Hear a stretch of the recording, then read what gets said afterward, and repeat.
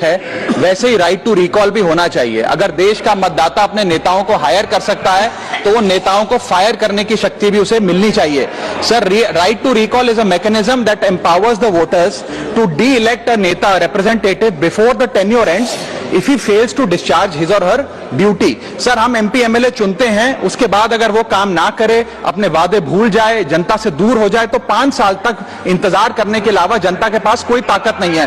कोई interim provision नहीं, कोई अकाउंटेबिलिटी नहीं, कोई परफॉर्मेंस रिव्यू नहीं, कोई करेक्टिव ऑप्शन नहीं। चुनाव से पहले नेता जनता के पीछे और चुनाव के बाद जनता नेता के पीछे।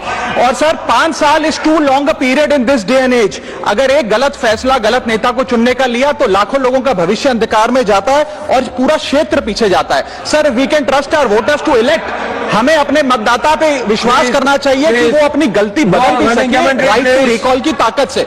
Sir, let me clarify that right to recall is not a weapon against politicians, it is an insurance policy for democracy. और भारत के संविधान में जब आप राष्ट्रपति को इंपीच कर सकते हैं टेन्योर के दौरान, उपराष्ट्रपति को हटाने का प्रावधान है, जजों को इंपीच करने के लिए प्रोसेस लेट डाउन है, यहां तक कि रूलिंग गवर्नमेंट के खिलाफ नो कॉन्फिडेंस मोशन लाकर आप सरकार बर्खास्त कर सकते हैं। तो एमपी एमएलए अगर आपका नॉन परफॉर्मिंग है तो उसको हटाने के लिए क्यों नहीं राइट टू रिकॉल मतदाता को देना चाहिए। दुनिया की 24 से ज्यादा डेमोक्रेसीज में राइट टू रिकॉल का मैकेनिज्म लागू है, जिसमें यूएस, कनाडा, स्विट्जरलैंड जैसे देश है। मैं आपको उदाहरण देता हूं सर, कैलिफोर्निया में गवर्नर क्रिस डेविस नाम के नेता 2002 में चुने गए। उनके कार्यकाल में मैसिव पावर कट हुए, एनर्जी क्राइसिस हुआ, बजट की मिसमैनेजमेंट और गन शूटिंग की वारदातें हुई।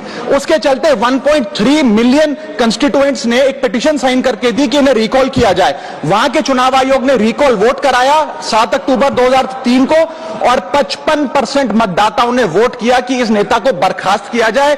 क्रिस ग्रे डेविस को हटाया गया और आर्नल्ड श्वार्ज़नेगर को वहां पे गवर्नर बनाया गया।